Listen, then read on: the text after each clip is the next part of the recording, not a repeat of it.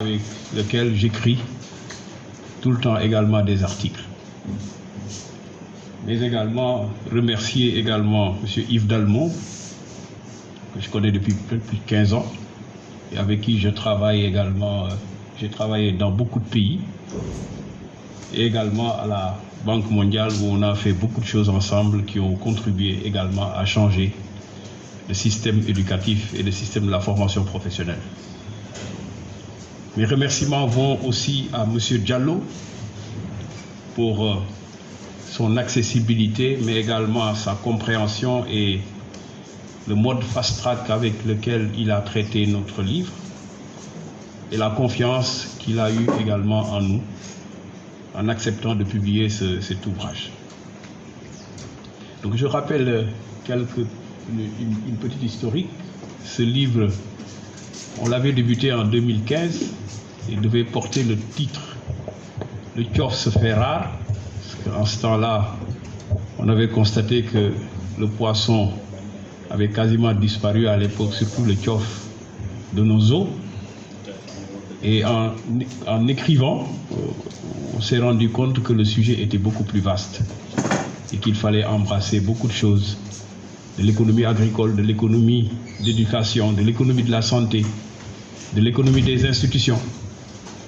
Et tout cela est compilé dans ce bouquin que vous avez devant vous. Donc je m'en vais vous faire l'économie du contenu de ce livre. Donc ce livre traite avec lucidité des difficultés économiques et sociales du Sénégal. Mais son propos est optimiste, car les causes profondes de ces difficultés sont plus aisément surmontables qu'on pourrait le penser. Il suffit en effet de conduire quelques réformes clés, ce qui n'exige qu'un peu de clairvoyance et de détermination. Le Sénégal a des atouts pour réussir son émergence, sa monnaie stable et forte, les débouchés potentiels du vaste marché de la CEDEAO, sa laïcité, source de paix sociale, son état de droit et aussi désormais ses moyens logistiques de transport, de communication et d'énergie développés au cours de ces dernières années. Si les autres dossiers sensibles du pays n'ont pas progressé au même rythme que les autoroutes et les terres, on pense bien sûr à l'agriculture et au chômage, c'est parce qu'il faut, pour les résoudre, s'attaquer résolument à des modes d'organisation de notre pays qui ont fait la preuve de leur inefficacité. La panne de notre agriculture. Nous rapprochons dans ce livre les lignes sévères d'un rapport signé du tout nouveau président Abdou Diouf en 1984, de celle du rapport du ministre en charge de l'agriculture de 2022. À 40 ans de distance, les mêmes mots sont ici indexés. Le plan Sénégal émergent, le plan agricole du plan Sénégal émergent dit PRACAS, a certes produit quelques résultats, mais loin de ses objectifs initiaux, comme en témoignent tous les jours les pénuries récurrentes et la cherté de notre alimentation. Le tableau des prix comparatifs que nous avons consigné dans ce livre en parité de pouvoir d'achat d'une série de produits agricoles entre la Chine et le Sénégal en dit long sur l'improductivité de notre agriculture et ses conséquences non seulement sur notre niveau de vie, mais également sur toute l'économie. Car si l'agriculture est essentielle pour notre souveraineté alimentaire, elle est tout autant la condition d'une économie solide. Ces goulots d'étranglement auxquels le PRACAS a été confronté auraient pu être anticipés si on s'était interrogé sur les raisons de l'échec de la Goana. Les mêmes causes produisant les mêmes effets, l'agriculture sénégalaise, à la fois communautaire et étatique, n'a pas réussi à dépasser ses limites intrinsèques. Sur le long terme, nos produits de riz, notre production de riz, d'arachides et de mil et de légumes stagne, alors que notre population va bientôt atteindre 30 millions. Puisqu'on sait que pour avoir le temps de dédoublement d'une population, il suffit simplement de faire, pour formule ln de 2 qui est 0,69 divisé par le taux de croissance qui vous donne le temps nécessaire au dédoublement de la population. Notre population, d'ici 18 ans, va dédoubler. Quelle en est la cause? En 1964, le président Senghor a étatisé toute la terre du pays, faisant de facto de nos villages, nos paysans, des paysans sans terre. Aujourd'hui, seuls 4% d'entre eux disposent d'un titre de propriété écrit, en réalité d'un droit d'usage formalisé. Dans tous les pays où on a coupé ce lien charnel entre l'agriculteur et sa terre, l'agriculture s'est effondrée, que ce soit en Chine de Mao, de l'URSS ou à Cuba. Et d'ailleurs, la première chose qu'ont fait ces pays décidés à redresser leur agriculture, c'est de retisser cette relation primordiale entre le paysan et son champ, notamment dans la Chine de Deng en 1978, avec les résultats aussi que l'on connaît. Si on y ajoute que chez nous, l'État achète les semences, les engrais et les tracteurs avec les déboires qui sont régulièrement dénoncés, on comprend pourquoi cela ne marche pas. Pour toucher du doigt la situation, imaginons qu'en 1964, le président Senghor, en plus de l'agriculture, ait étatisé la couture. Hypothèse non irréaliste, puisque qu'à la même date, la couture était effectivement nationalisée en Chine, en URSS et dans les pays africains qui ont opté pour le marxisme-léninisme. Les commissions municipales de la couture auraient la charge de l'affectation des magasins. On imagine les discussions et pour avoir le bon emplacement. L'État fournirait le fil, les basins et les machines à coudre qui n'arriveraient jamais à l'heure, bien entendu. Bref, nous cibollerons tous les résultats. À la Tabaski et à la Korité, nous manquerions non seulement d'oignons, mais aussi de tenues traditionnelles. Qui ne voit pas la motivation, la créativité, l'efficacité de nos couturiers, maîtres de sa boutique, amoureux de son métier, talentueux, proche de ses clients, travaillant dur pour céder son affaire à un de ses enfants. Et point besoin de lui dire de prendre soin de sa machine à coudre comme on a pu l'entendre récemment lors de la remise des tracteurs aux paysans via le filtre brouillard des commissions, car il en connaît le prix et c'est lui qui l'a acheté. On voit donc ce qu'il faut faire. En premier lieu, retisser le lien entre la terre et l'agriculteur, sinon par une propriété formelle, du moins par une quasi-propriété. Tout le monde en reconnaît la nécessité, puisque la loi d'orientation agro-silvopastorale de 2004, signée par le président Abdoulaye Wade, le propose sans détour. Il dit: la réforme de la loi sur le domaine national de 1964 constitue le levier indispensable pour la modernisation de l'agriculture, avec comme objectif de permettre la mobilité foncière favorisant la création d'exploitations plus viables, la transmissibilité successorale des terres pour encourager l'investissement durable dans l'exploitation familiale, l'utilisation de la terre comme garantie pour l'obtention de crédit. Les textes d'application de cette loi d'orientation n'ont jamais été pris. Aujourd'hui, faute de ces garanties successorales, les jeunes quittent la terre pour nos banlieues avec 3% d'exploitants de moins de 30 ans et faute de garantie foncière, moins de 1% des agriculteurs accèdent au crédit bancaire. Il faut ensuite ériger ces exploitations en entreprises agricoles inscrites et tenant une comptabilité alors qu'aujourd'hui à peine 7% tiennent un registre sommaire de leur achat et de leur vente. Comment amortir ces équipements, c'est-à-dire prévoir leur remplacement sans comptabilité? Il faut enfin que l'État prenne en charge ses missions, les infrastructures, notamment l'irrigation et la formation. Or, aujourd'hui, notre agriculture est toujours massivement pluviale à 93% et seuls 6% des paysans ont bénéficié d'une formation professionnelle. Rien d'étonnant puisque l'État ne consacre dans son budget agricole que 6% pour les aménagements hydrauliques et 0,5% pour la formation.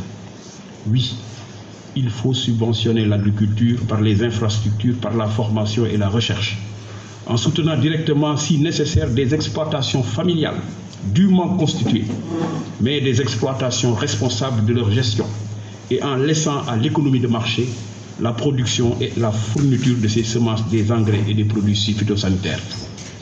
Et pour structurer le tout, en érigeant de vraies coopératives de production indépendantes. Notre poisson, le thiof, se fait rare. Nous sommes un peuple de l'Atlantique. Le poisson est notre première source de protéines. Or, il se raréfie et devient cher. Le Sénégal, où les Sénégalais disposent de 250 grammes de poisson par tête et par semaine. C'est le minimum recommandé par les nutritionnistes. Nous allons donc vers des tensions avec la hausse de notre population, si nous ne prenons pas le sujet à bras le corps. Notre pêche artisanale doit être modernisée, notamment en lui offrant des conditions de débarquement dignes de notre époque. Nous devons donc aussi prendre la main sur la totalité de notre zone économique exclusive, trop facilement concédée aux bateaux industriels étrangers. Et il est temps de nous doter d'un armement national. Enfin, nous devons développer notre aquaculture en prenant toutes les dispositions juridiques et techniques favorisant l'engagement de grands intervenants privés.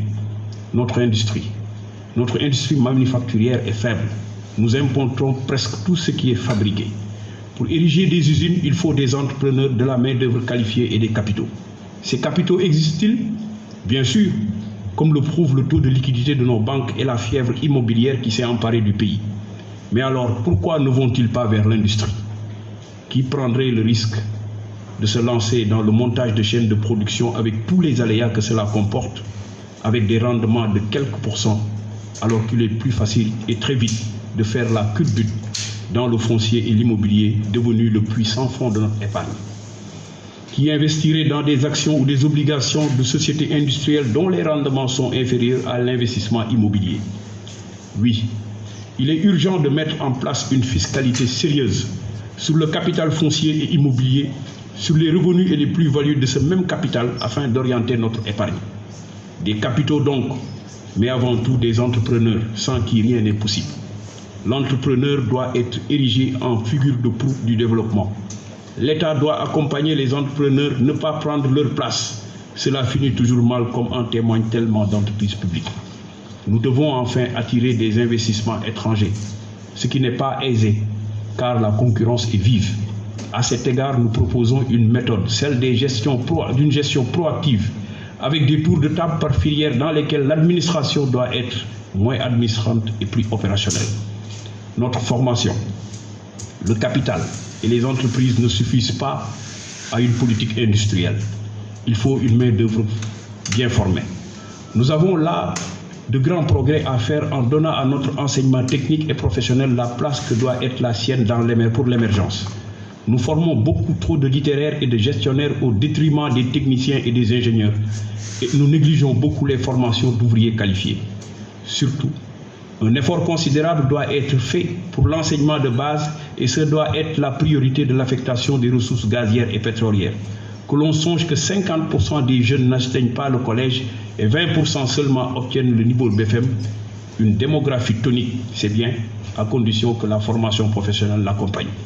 Nous montrons dans ce livre que si les moyens supplémentaires sont nécessaires pour l'école, notamment pour réduire les effectifs par classe dans le public, les progrès de notre école passent aussi par des changements qualitatifs, par une pédagogie plus performante, comme celle de la main à la pâte pour développer le goût des sciences dès le primaire, ou la méthode Singapour pour les mathématiques. Le secteur informel, un atout pour nos PME. Le secteur informel qui offre 90% de l'emploi du pays, affublé par ce qualificatif péjoratif, n'a pas bonne presse, car il véhicule une image d'archaïsme. Il est vrai qu'il souffre d'un retard technologique, d'un manque crucial d'équipement et de formation professionnelle. Mais quel dynamisme, quelle ardeur au travail, quel sens de l'initiative. Nous pensons que ce secteur que nous préférions appeler semi-structuré peut être la base d'un développement d'un tissu de PME qui manque cruellement au pays. Nous proposons de l'organiser en coopérative de production qui comporterait des plateaux techniques mutualisés, une aide à la gestion des actions de formation adaptées. On pense entre autres au secteur du meuble, à la mécanique auto, à la chaudronnerie, dont nos habiles soudeurs pourraient constituer une solide base à l'introduction du numérique dans la confection ou encore aux 1000 métiers du bâtiment. Ces coopératives pourraient émettre des obligations spéciales qui pourraient s'adresser à la diaspora soucieuse d'investir au pays dans des initiatives concrètes. Notre diaspora, s'il y a un chiffre qui montre la solidité de notre diaspora, c'est celui-ci. Pendant la Covid, alors que beaucoup d'entre eux ont été touchés par le chômage, ces transferts d'argent vers le Sénégal n'ont pas chuté. Beaucoup de nos compatriotes ont acquis des compétences qui seraient précieuses pour le pays. Leur retour spontané n'est pas facile. C'est pourquoi, à l'instar de ce que la Chine a su faire, nous suggérons de mettre en place une politique d'aide à la création d'entreprises avec un système de financement et d'appel à candidature originale. Dakar étouffe et sa population avec. Les constructions de Dakar sont manifestement hors de contrôle. Les coefficients d'occupation des sols ne sont plus respectés. Des tours sont construites sans réfection préalable des réseaux d'eau potable, de récupération des eaux pluviales et d'assainissement, sans création des parkings correspondants. Le tout sans aucun souci d'esthétique, d'alignement et d'architecture, faisant de Dakar, ville de l'ex-Cap-Vert, désormais une ville bien grise. Ce désordre couplé à la spéculation foncière déjà évoquée a fait exploser les loyers, obligeant désormais même les couches moyennes à aller plus loin vers les banlieues au bord de l'apoplexie. Il est temps que l'État et les villes reprennent de concert la main sur l'urbanisme et que l'aménagement du territoire devienne plus qu'une formule. Un dossier, lui aussi récurrent, empoisonne notre vie. Les défaillances de l'assainissement et les inondations. Il faut ramener cette compétence au niveau des communes et en tout état de cause, supprimer cette aberration qui consiste à attribuer à un établissement national à la fois les fonctions de maître d'ouvrage, de maître d'œuvre, d'entreprise générale et de bureau de contrôle technique. Bref, d'être juge et partie. Ça ne peut pas marcher et ça ne marchera pas. Ce changement est d'autant plus nécessaire que 90% des eaux usées urbaines et industrielles ne sont pas traitées, mettant en péril notre pêche, notre tourisme et nos propres baigneurs, notre monnaie. Oui, il faut en finir avec le franc CFA, son nom et sa gestion. Mais il ne faut pas lâcher la proie pour l'ombre. Dans les pays si nombreux à la monnaie faible, les premiers à qui payent la note sont les plus pauvres. Et une monnaie faible n'a jamais aidé à exporter des biens qu'on ne produit pas. Inutile d'aller chercher des exemples très loin. La Côte d'Ivoire, qui a la même monnaie que nous, enregistre un excédent commercial qui couvre à lui seul les déficits de tous les autres pays de l'UEMOA.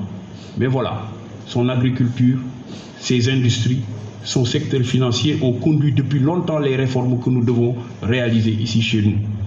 Repenser notre tourisme. Notre tourisme de plage et de soleil a pris un coup de vieux. Nous n'avons pas su vu venir la double mutation du tourisme mondial. D'une part, la demande porte désormais beaucoup plus sur le tourisme culturel, de découverte, de nature, de remise en forme, et d'autre part, son centre de gravité s'est déplacé avec un premier émetteur qui est désormais l'Asie, qui n'est pas particulièrement friande de plage. Il est urgent de réinventer notre prestation, comme nous la proposons, et qu'en même temps, nous relevions fortement les compétences de ce secteur professionnel, très exigeant alors que nos formations en la matière sont très insuffisantes, comme nous le relevions en détail pour tous les niveaux du master au CAP. Ce dernier, au niveau du CAP, par exemple, celui des cuisiniers, des serveurs et des personnels de chambre, le taux de diplômés est en général de 50%, de moins de 5% au Sénégal. L'immigration. Nous abordons dans ce livre le problème de l'immigration sans détour. Inutile de préciser que ces drames en mer qui endeuillent notre pays doivent être traités avec détermination pour que toutes ces vies soient préservées. Toutes les administrations de l'État doivent être mobilisées afin d'empêcher et réprimer l'immigration clandestine à partir de nos côtes. Il faut sensibiliser les familles pour qu'elles dissuadent les jeunes de se lancer dans cette folie que constituent les départs sur des embarcations de fortune et appeler les populations qui vivent de la mer à ne pas apporter leur concours sous quelque forme que ce soit à ces embarquements clandestins mortifères et sanctionner sévèrement les contrevenants. Les migrations sont l'histoire même de l'humanité. L'Europe elle-même, qui aujourd'hui aurait tendance à se barricader, a elle-même produit des immigrés par millions fuyant la pauvreté et les régimes répressifs vers les Amériques. Toutes les réformes que nous proposons auront un impact sur l'emploi des jeunes. C'est là la première action, l'emploi. Mais pas l'emploi sur fonds publics, mais l'emploi de production dans l'agriculture et l'industrie. L'immigration concerne par définition un pays de départ et d'arrivée. C'est donc bien à deux qu'il faut en discuter. C'est pourquoi nous disons à l'Europe que la méthode choisie qui consiste à prendre des mesures unilatérales de fermeture en achetant parfois la coopération de tel pays proche de ses côtes n'est pas la bonne méthode. Ce dossier doit être étudié intelligemment et en commun, comme nous savons le faire avec bien d'autres sujets, par exemple sur le climat ou sur la lutte contre les crimes organisés. L'Europe tire déjà et depuis longtemps un grand bénéfice de l'immigration. Combien d'hôpitaux, d'usines, d'hôtels et de chantiers seraient à l'arrêt sans l'apport de la main-d'œuvre africaine, souvent d'ailleurs très qualifiée. En retour, nous tirons profit également de ces échanges en faisant bénéficier à nos étudiants d'une formation qui n'existe pas encore chez nous ou par les compléments de revenus que nous procurent les transferts de nos diasporas. C'est pourquoi nous proposons que l'immigration devienne une co-construction abordée selon la formule gagnant-gagnant.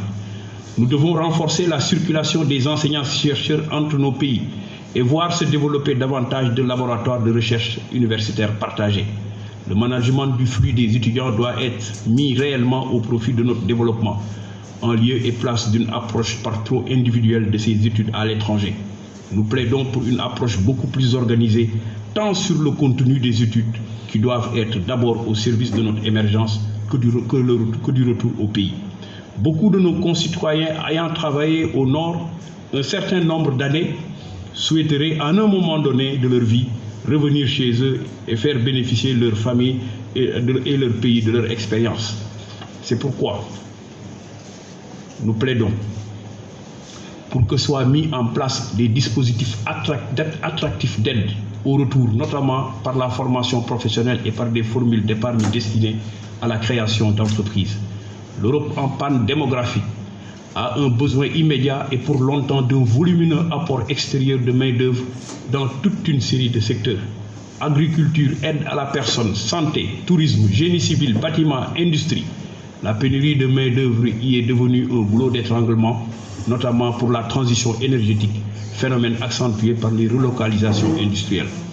Le Sénégal a certes, lui aussi, besoin d'une main-d'œuvre qualifiée dans tous les domaines, mais n'a pas encore chez lui tous les postes de travail qui lui permettraient d'offrir un emploi à tous ses enfants. Voilà le triptyque. Non à l'immigration clandestine, cause de malheur, plein feu sur la création d'emplois, ici grâce à des réformes audacieuses, et oui à une gestion partagée des flux de travailleurs et d'étudiants entre nous et l'Europe. Il y a une demande et une offre. Il faut donc gérer leur rencontre rationnellement, économiquement, politiquement et moralement. Il s'agit de mettre en place des formules de coopération et de circulation à la place des murs et des barbelés. La bonne gouvernance. Notre peuple ne se mobilisera sur ses objectifs que s'il retrouve la confiance en ses dirigeants, ce qui passe par une bonne gouvernance. Qu'est-ce à dire? 3 choses. Instaurer la transparence absolue dans les marchés publics et pour les conventions passées dans les domaines miniers et la pêche en premier lieu, et ensuite crédibiliser la parole publique par des engagements réalistes et tenus. Enfin, en faisant vivre la démocratie, en profitant notamment des campagnes électorales pour soumettre des projets au peuple souverain. Nos valeurs. Le célèbre sociologue Max Weber a montré en quoi l'éthique protestante avait joué un grand rôle dans le dynamisme économique de l'Europe du Nord et des États-Unis, car l'économie repose toujours et avant tout sur des valeurs. Et on sait comment la pensée Confucius, qui met l'éducation et la connaissance au premier plan, a dopé la croissance chinoise. Les valeurs du Sénégal sont donc un atout pour son développement. Elles sont à cultiver. La solidarité et la défense du commerce propre à l'islam, source de prospérité partagée, la laïcité qui garantit la cohésion nationale, l'égalité entre hommes et femmes qui mobilise ainsi toute l'énergie et l'intelligence d'un pays, la démocratie qui assure la pleine participation du peuple à la construction de son destin. Le peuple sénégalais est attaché viscéralement à la laïcité, car il sait que partout où on a joué avec le feu, les choses se sont mal terminées. Il est attaché avec la même force à l'égalité entre les hommes et les femmes, et ce ne sont pas chez nous que des propos constitutionnels. À l'école, tout au long de la scolarité, les filles font jeu égal avec les garçons, c'est du 50-50. Plus remarquable, en filière scientifique, alors qu'en général, il y a une domination masculine, il y a ici une égalité parfaite, un excellent acquis pour l'émergence. Les conseils du gouverneur Ali, les conseils du calife Ali au gouverneur d'Égypte. Ici, nous avons fait référence à la lettre 53 de Naji al-Balagh que Seydina Ali avait écrit, que Dieu soit satisfait de lui, à Malik qui partit gouverner l'Égypte.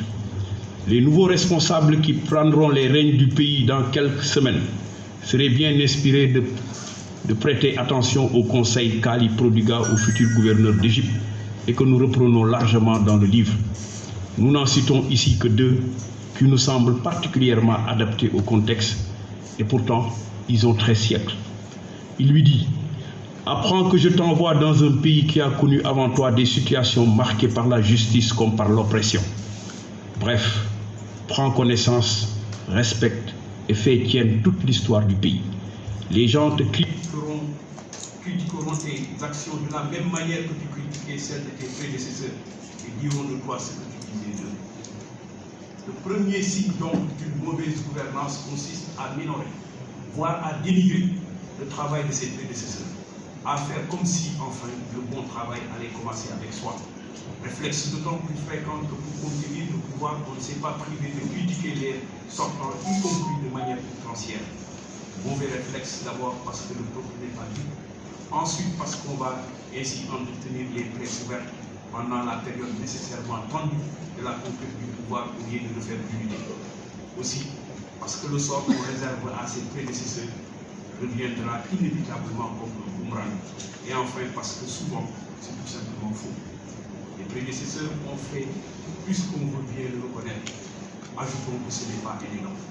Chacun, dans son époque, avec les contraintes de son temps, a apporté sa pierre à l'édifice.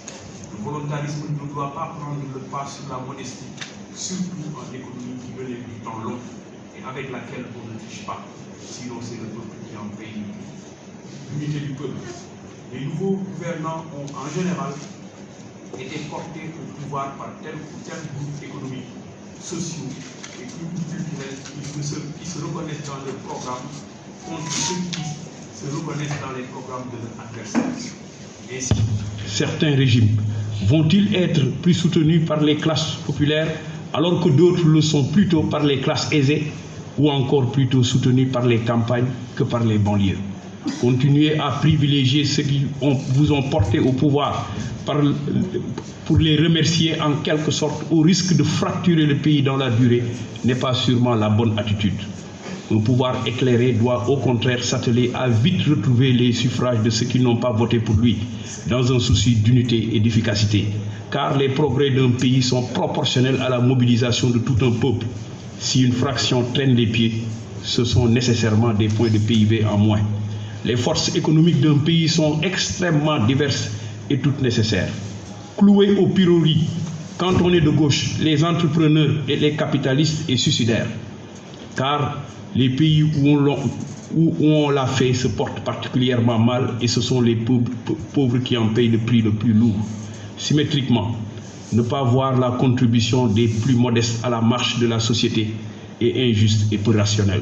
Tout le monde connaît le rôle des invisibles à la bonne marche de l'économie, comme le dit si bien Stromae dans son dernier tube.